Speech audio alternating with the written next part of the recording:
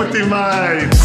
I will say this about investing. Everything you do learn is cumulative. What I learned at 20 is useful.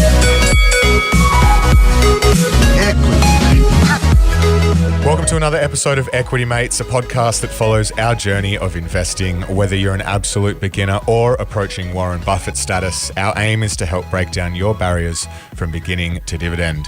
My name is Bryce, and as always, I'm joined by my equity buddy, Ren. How are you going? I'm very good, Bryce. Great to be back here for day 2 of ASX Week, one of our favourite weeks of the year, where we partner with the ASX to celebrate ASX Investor Day and get the opportunity to speak to some of the best speakers from that day. That's it. The ASX Investor Day is a day designed to provide investors of all levels with practical tools and knowledge to help improve their investment strategy and build their investing confidence. So those in the Equity Mates community will know that we've partnered with the ASX Investor Day for the past couple of iterations, and now we're coming at you again with 5 more experts across the week. But Ren, what can we expect? Yeah, jam-packed week. So yesterday we kicked it off with Lauren Jackson from Fidelity talking about key megatrends driving global markets. Today we're joined by Rachel White from Vanguard speaking about the changing face of investing. And still to come this week, we've got Dania Zinarova from Wilson Asset Management and Anthony Doyle from Firetrail, both speaking about some of their top investment insights from around the world. And then we close the week out with Adam Dawes from Shaw and Partners with a buy, hold and sell episode. So plenty of content to cover this week, but Bryce, there's even more at ASX Investor Day. If people want to actually attend the day, what are the details? Well, the exciting news is it kicks off this week, Brisbane, 14th of May at the Sofitel, then heading down to Melbourne on the 21st of May at the Grand Hyatt, and then closing out in Sydney on the 28th of May. Ren and I will be at the Sydney event, so Equity Mates community, if you're here in Sydney, come along and have a chat, but plenty of awesome guests speaking at these events on the day. So head to the ASX website, and without further ado, it is our absolute pleasure to welcome Rachel White to the Equity Mates studio. Welcome, Rachel. Thanks, Bryce. Ren, thank you for having me. It's lovely to be here with you both and your listeners. So Rachel is Head of Financial Advisor Services for Vanguard Australia. In this role, Rachel is responsible for the growth of Vanguard's business with financial advisors. She previously was Head of Product Strategy in Australia and held a similar role in the UK, both at Vanguard. So plenty to cover today. As Ren said at the top, we're going to be discussing the changing face of investing. So Ren, let's crack in. Yeah, well, Rachel, your presentation at ASX Investor Day starts with a really encouraging statistic, and that's where we wanted to start the interview today. Women made up 45% of new investors in the previous 12 months. And if we look back 5 or 10 years ago, that number was 31%. So a really encouraging move in the last 5 or 10 years. What should we be attributing this improvement to? Yeah, it's really encouraging, isn't it? So what we're seeing is investors are getting younger and they're more likely to be female. And there's actually been quite a surge in female investors under the age of 34. And why is that? Look, there's a couple of reasons. I think the first, and this isn't a new story, but historically low interest rates. So people's savings aren't earning much at all in a bank account or a term deposit.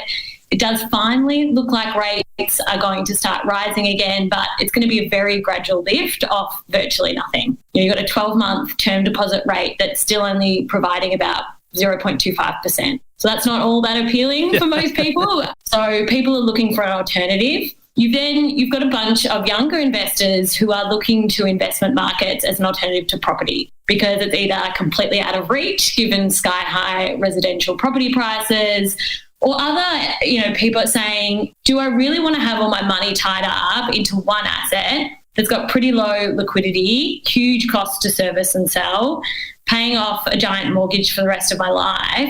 Would I prefer to put my savings in a well-diversified investment portfolio where I know my costs, I can control my costs, I can sell, top up as I see fit? Is that actually a much smarter approach? And when we think about women, I think pleasingly what we're seeing is investing is just becoming way more democratized, and the stereotypes of who an investor is, who an investor can be, it's changing. And you've now got some incredible information for people who are just getting started or who are learning as they go, online tools, events, great podcasts like you guys. I also love your other Equity Mates media podcast that talk money to me. My female friends in particular, they love that show, and it's great to see there's more female-focused content out there that's specifically targeting women, and it brings them to the table. The only final point I'll just make on that, this question is the other pleasing thing is barriers to entry are coming down when it comes to investing. So there's been this myth that, you can't get started with investing until you've got serious money saved. And that's probably because 10 years ago, that was somewhat true.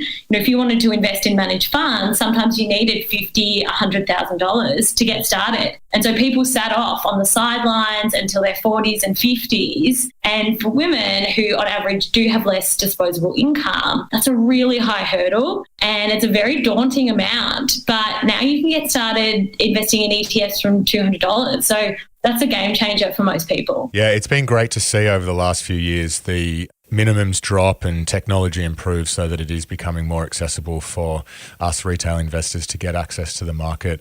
So you mentioned there that's one barrier, and with about 50% of the population being female, 45% is not a true reflection of, I guess, the Australian population. So what other barriers still exist at the moment? Yeah, it's not reflective, and that's new investors. Yeah. So when you actually look across the board, the number's even lower again. And I'll tell you a story. So my first job at university, part-time role, was at a stockbroking firm. And in my final interview, they told me, look, you're the first woman that we've ever hired in the firm. And it became pretty clear to me early on that the culture really wasn't all that inclusive for women. And it was, to the point that actually from a career perspective, when I finished uni, I stepped away from investments for a while. And it actually took me a couple of years before I stepped back in. And look, since then, I've had the most incredible career. I've worked for very supportive, inclusive companies and been inspired by some amazing male and female leaders. But it's amazing, almost every female you speak to has kind of one or two of those stories. So, there has been stereotypes, there has been, non-inclusive behaviour, but that's becoming way less acceptable. And as more women get involved, the more balanced it becomes, those stereotypes are just fading away. The other point I just made on barriers, I think sometimes I worry that the market gets the narrative wrong. Sometimes there's a lot of talk about the fact that women aren't confident or we're really risk averse. But what I think is really important is that the industry is actually reinforcing that women are really competent investors. Like, of course, everyone, when you first get started, you're pretty fearful, am I going to lose it all? I don't know what I'm doing. And that risk is more confronting when you have less saved. So, there is a gender pay gap still, and women are earning about $26,000 per annum less than men on average. So if we can kind of collectively tell this narrative that women are really smart investors, doesn't take a finance degree to be a good investor, it's about doing a few things well. And when I say a few things, I mean make and stick to an investment plan. Like, ask yourself why you're investing, what for, diversify your portfolio, invest for the long term, and be disciplined in your approach.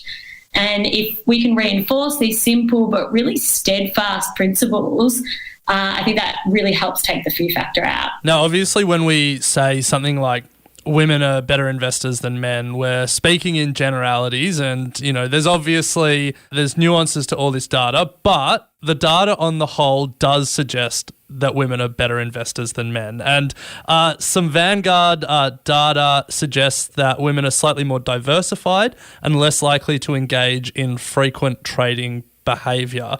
Can you talk to that data and maybe any other data that you have that suggests differences between the average female investor and the average male investor? Yeah, so definitely this is averages, and I don't think it's better, maybe it's different, but there are two big differences that we see between men and female investors. So the first one is attitude to risk. So Vanguard conducted a study in our US business across 4 million accounts. And the results showed that women weren't risk averse. They were just quite risk conscious. So as you mentioned, men and women actually had really similar exposure to equities or a risk asset, but women skewed their portfolio towards less concentrated risk. So they're less likely to hold individual stocks and more likely to hold balanced, diversified investments like ETFs. And when we looked at Australia's personal investor platform, it showed really, really similar findings. So women held about 60% of their investments in pooled funds like ETFs, whereas for males, it was more like 50%. Second big difference is how males and females approach trading. So women on average are less likely to engage in frequent trading, about 50% less, in fact. And that's important because frequent trading can be pretty harmful to investment returns.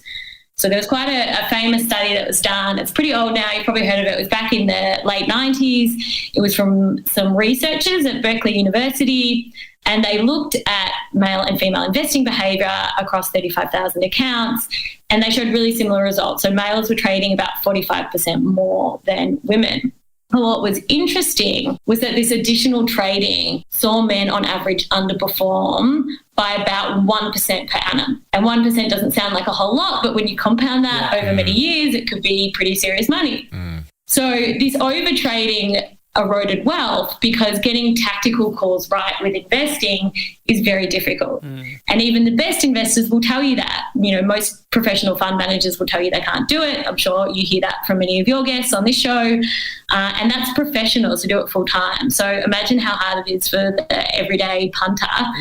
And then you've got the cost factor to trading. So every time you trade a share or an ETF, there's a cost, or typically a cost. So a lot of platforms might charge you $5, $10, $15 brokerage every time that you buy and sell. So if you're making regular trades, these costs are just going to burn into your net returns. And particularly when you're trading smaller amounts, that could be a pretty decent percent of your investable assets.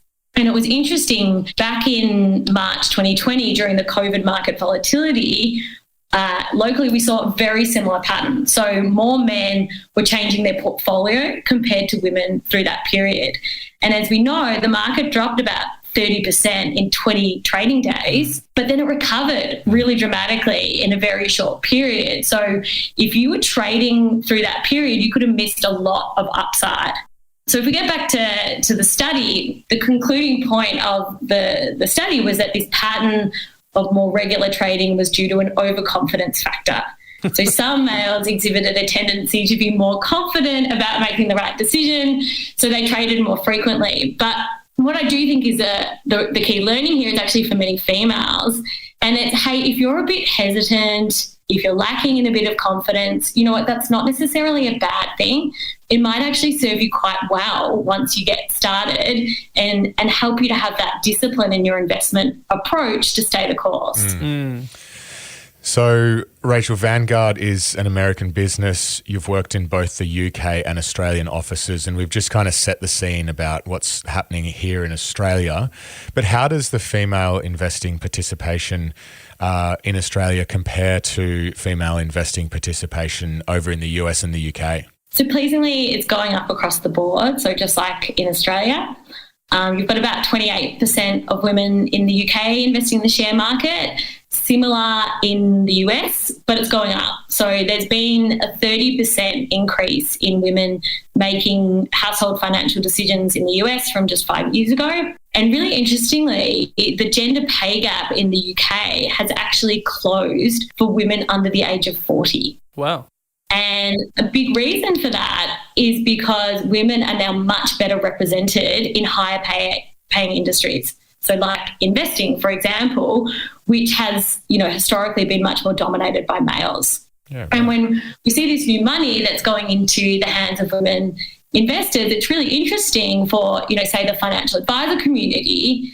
In Australia, only a quarter of financial planners are women. But often women have a preference to see another woman because they understand some of their different behaviours or unique challenges that women face, like less super, taking more time out of work, working part-time more.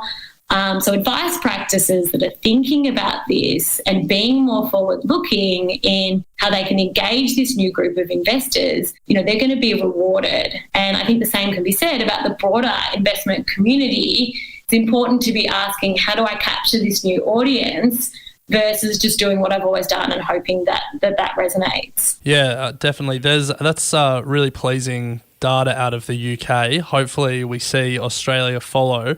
If we broaden it out from just the changing male-female split, but more broadly, between the US, where Vanguard's based, the UK, where you previously worked, and now Australia, do you see many differences in investing culture or habits of retail investors between these three countries? So one big difference we see here in Australia is the allocation to Aussie equities. So the Australian market represents about 2-3% of global markets. And most investors here hold 50, 60, 70% of their portfolio in Aussie equities.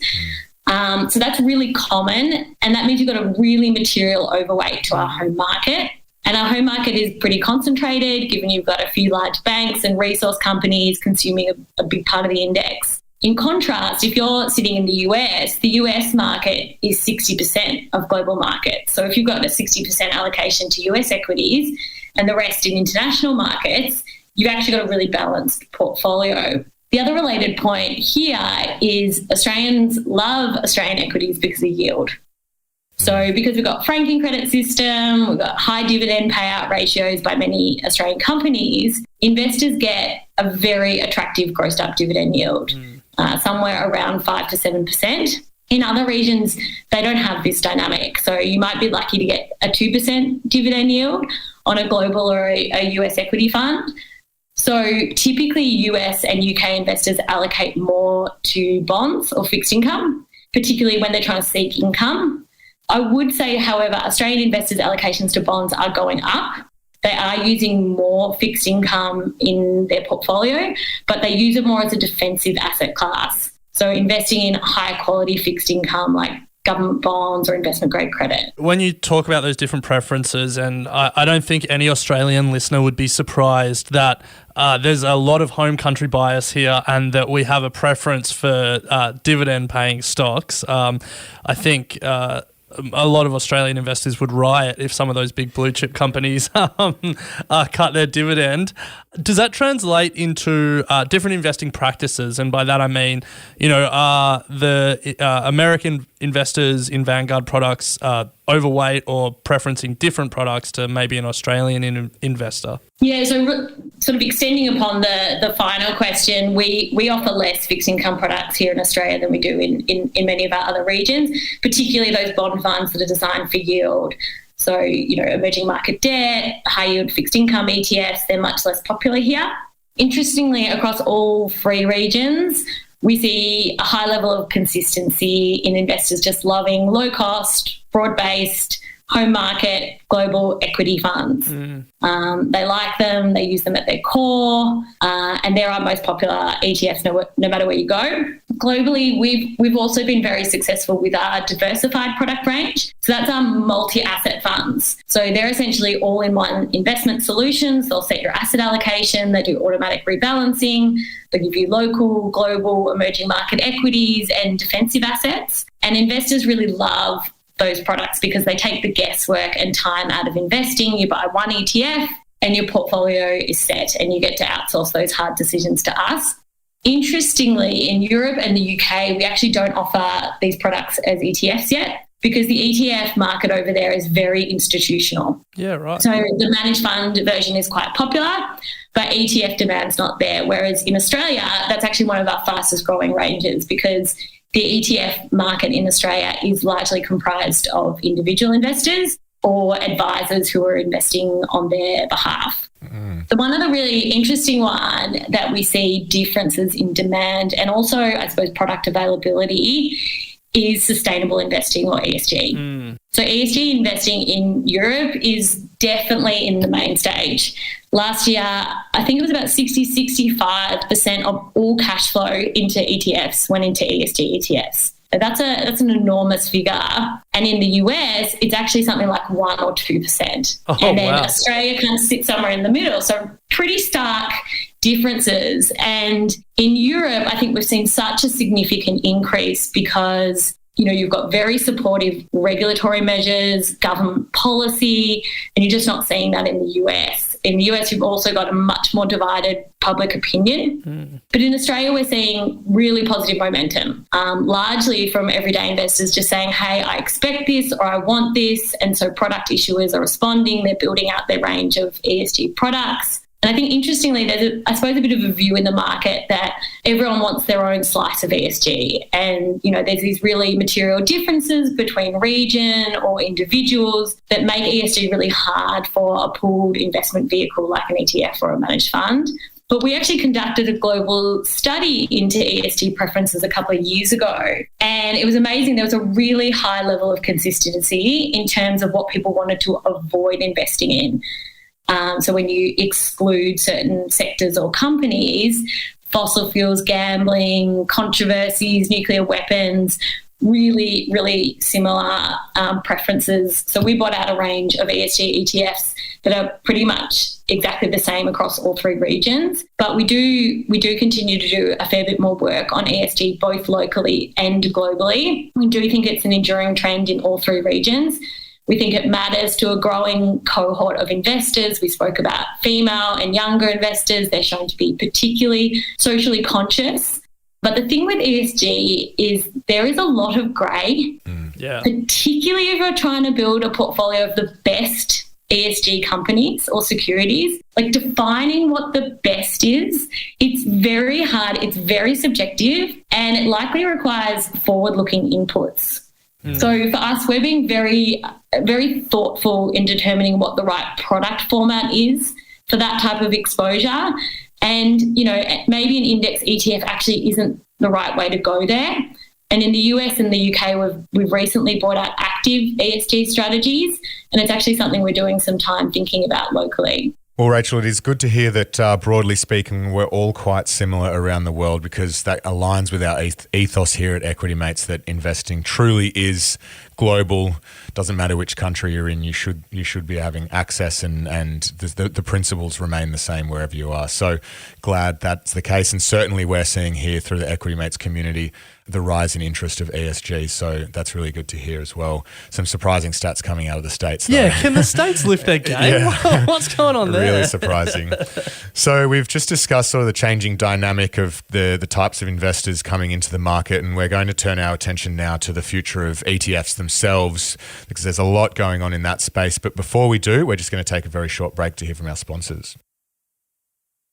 So, Rachel, one of the biggest questions that we often get in the Equity Mates community is a list of 5 ETFs, and everyone wanting to compare them and understand which one they should be investing in, because there's so many listed ETFs at the moment, over 250, I think, on the ASX, and who knows how many listed overseas.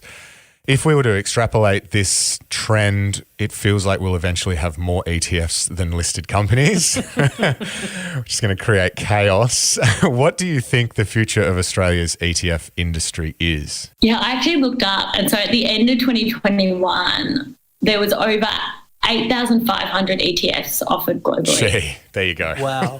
That is a lot of ETFs. Yes, that is. I worry about just how many ETFs there are, because, as you said, like, it's so hard to know, well, which ones are the good ones, and the more there are, the harder it is to answer that question. And as an investor, you have to be a lot more discerning. So I suppose I do hope that the number of ETFs offered in the market slows down. I do think that would be a good thing. I've worked in product development for many years at Vanguard, and it takes us a really long time to launch an ETF. Like, we actually go through a very serious due diligence phase, and we look at things like, you know, investment characteristics and merit. Does the asset class of the ETF improve long-term investment outcomes? Does it diversify away stock-specific risk? Is it going to meet the needs of our investors over different market cycles? And will it be used appropriately? Does it have the right level of liquidity? You know, an interesting dynamic with ETFs, you can't shut an ETF like you can with a mutual fund. So you've got to take a really, close it from new investors coming in, So you have to take a really long time horizon when you're thinking about suitability and feasibility. And I think that on the plus side, from a Vanguard perspective, you know, our clients really know, our investors really know what type of products they're going to be getting from Vanguard. But when I do think about the number of ETFs offered in Australia, I'm pretty optimistic that we won't get the same level of product proliferation as we've seen in certain other markets. And I think that comes back to a point I mentioned earlier.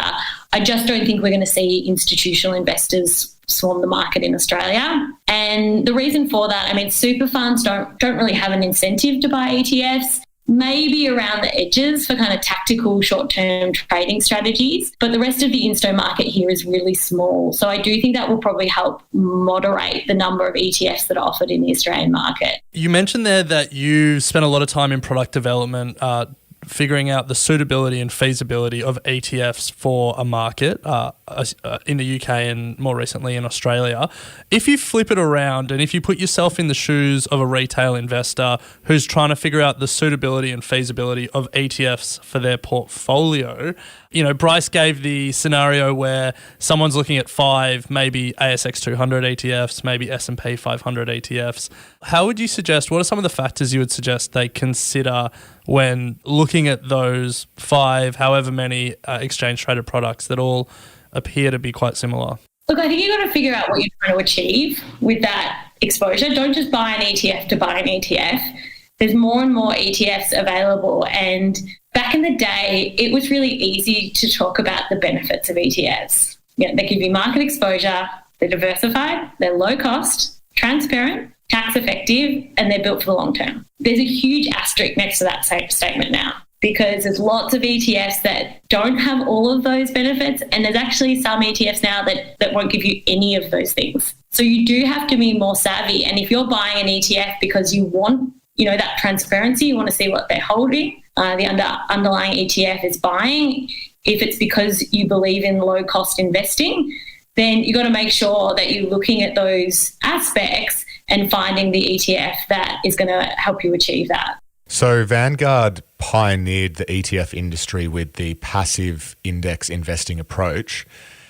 We'd love to get your thoughts, though, Rachel, on what you're seeing with the variety of new active ETFs that are coming into the space and the niche thematic ETFs. These ETFs that are exciting and hitting on some big key mega trends, certainly getting a lot of buzz in the Equity Mates community. But given your passive index investing approach, what do you think of this new trend? Yeah, I think I get an email every week about a new ETF that's launched, video games ETF. It's all very exciting.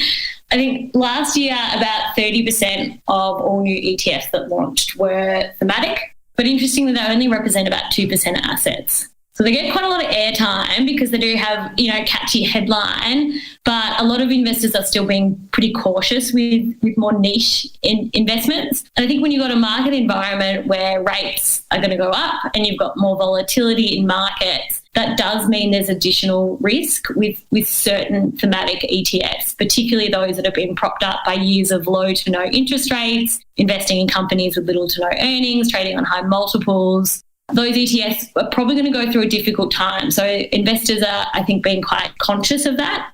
But at Vanguard, we talk about a concept, I'm sure you've heard of it, called core satellite. Mm. And it's an approach to building a portfolio where you have broad-based, low-cost index funds at your core, and then you use more active or niche funds as satellite exposures around the edges. And it's a really nice technique because your core protects your portfolio. But if your risk tolerance allows it, you can speculate with your satellite exposures and they have that potential for big returns. But given their sort of smaller peripheral exposures, it's not going to blow up your portfolio if the ETF comes crashing down. So I think that's where these types of ETFs are more interesting. But with active, it's probably the best kept secret in the market, but Vanguard does offer active funds. We actually just do it in a low-cost way. So we've offered fundamental active since 1975 when we first opened our doors, and more recently, sort of active factor-based ETFs. And interestingly, in Australia, one of our most popular ETFs this year has been our value factor ETF, and that's actively managed by our quant team in the US. And given so many investors have been overweight growth and values back in favour, this is a great ETF to give you systematic exposure to value stocks. So for Vanguard, it's not about index versus active. It's actually about high cost versus low cost. Mm. And so when you are thinking about investing in active, just make sure you're thinking about your costs. Costs are one of the things you can control with investing. So our value factor ETF charges 0.28%. Your other ETFs in the market that are charging over 1%. And the higher your cost, the higher the bar is for that manager to outperform. And all the studies will tell you there aren't too many managers in the world that have been able to outperform consistently over time. In Australia, only about 20% of active funds have outperformed over a 10-year period. So to increase your odds of outperforming, you've got to be really fixated on what cost you're paying. Well, Rachel, we have almost finished the interview. Before we finish with our final 3 questions, firstly, just want to thank you for your time today, but remind the Equity Mates community that you can see Rachel at the ASX Investor Day, along with many other experts from around Australia. Brisbane this weekend, 14th of May, Melbourne on the 21st of May, and then Sydney on the 28th of May. You can head to the ASX website. We'll put the link in our show notes. There is a link at the top of their homepage where you can register and grab your ticket. And we will be at the Sydney one on the 28th of May. So if you want to come and have a chat as well, we'll be there. So Ren, final 3. Yeah, let's do it. So Rachel, the first of the final 3 questions, do you have any books that you consider must read? Well, I couldn't work at Vanguard and not quote a Jack Bogle book. And so for any of your listeners who haven't heard of him, Jack was the founder of the Vanguard Group, and essentially he was the pioneer and inventor of index investing, the first index fund. He had a mission in life: democratize investing for the everyday investor, no nonsense, low fee, fair investing for everyone. And he was a bit of a celebrity in the investing world back in the US. He's even got a group of diehard followers called the Bogleheads. Yeah. But look, Jack passed away in 2019, and Warren Buffett paid tribute to him, saying that Jack did more for the everyday investor than any individual he's ever known. So that was quite the acclamation. But Jack wrote a number of books. My favourite one is called The Little Book of Common Sense Investing. And it's just a classic guide to smart investing. And it's quite amazing that his principles, which, Vanguard still follows to this day, they endure. And even after, 50 years, they continue to serve investors really well. Love that. That's a great recommendation. And if people haven't heard of Jack Bogle, they should definitely look him up. You might have got some more Bogle heads out of this interview. So, Rachel, we know Vanguard doesn't like to pick individual stocks, but we always like to ask our experts for the best company they've ever seen before. We don't mean, best investment today. We don't worry about valuation, just purely on company fundamentals. What's one of the best companies you've ever come across? So I'm going to cheat a little bit, Bren and Bryce, because I think it would be remiss of me to talk about ETFs for half an hour and then lob over a hot stock tip. So I'm breaking the rules a bit, but I'm going to give you my favourite Vanguard ETF. Nice. And it's the high growth diversified ETF. So VDHG, 35% Aussie shares, 50% international shares, 5% emerging market equities, 10% defensive assets. It's just a really rock solid ETF. It's had 11% performance per annum every year for the last 10 years, or on average over 10 years. It's low cost. It provides you with a set asset allocation, automatic rebalancing. It's just perfect for your core and one you can sleep easy with. Nice one. I would have thought with over $7 trillion under management, Vanguard as a company comes under consideration here, but I appreciate the ETF all the same. Rachel, the final question that we like to end the interview with, if you think back to your early days as an investor, starting out in financial services, what advice would you give your younger self? Well, Vanguard is actually a mutual fund. So we're actually owned by the investors in our funds, hence our, client centricity and you've got me there. Investing. So we can't invest in Vanguard, but otherwise, yes. But look, advice, I'm sure there's quite a lot. I'd have to say, look, start earlier and start with less. Like, I was one of those people who waited on the sidelines until I, built up a reasonable nest egg to invest. And if I went back, I'd just start with $200 and I'd continue to invest regularly. When you look at how impactful compounding is and time in the market, and I was reading the other day, if you invest about $50 a week in a low-cost Australian equity index fund from the age of 25 to 65, when you retire at 65, you'd have $1 million. That's pretty huge from $50 a week, and it just reinforces how successful you can be as an investor by making investing a regular habit and just maximizing that time in market. Yeah, a great way to finish, some advice that we often receive on the show. So it obviously is one that everyone should be listening to. So Rachel, thank you so much for your time today. It's been a pleasure chatting through the changing dynamic of the investing landscape here in Australia and overseas. And a reminder to our community, if you would like to see more of Rachel, head to the ASX Investor Day. So Rachel, thank you very much. Thank you so much for having me here. Equity Mates Investing Podcast is a product of Equity Mates Media. All information in this podcast is for education and entertainment purposes only.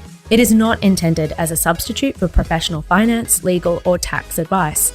The hosts of Equity Mates Investing Podcast are not financial professionals and are not aware of your personal financial circumstances. Before making any financial decisions, you should read the product disclosure statement and, if necessary, consult a licensed financial professional. Do not take financial advice from a podcast. For more information, head to the disclaimer page on the Equity Mates website, where you can find ASIC resources and find a registered financial professional near you. In the spirit of reconciliation, Equity Mates Media and the hosts of Equity Mates Investing Podcast acknowledge the traditional custodians of country throughout Australia and their connections to land, sea, and community. We pay our respects to their elders past and present and extend that respect to all Aboriginal and Torres Strait Islander people today.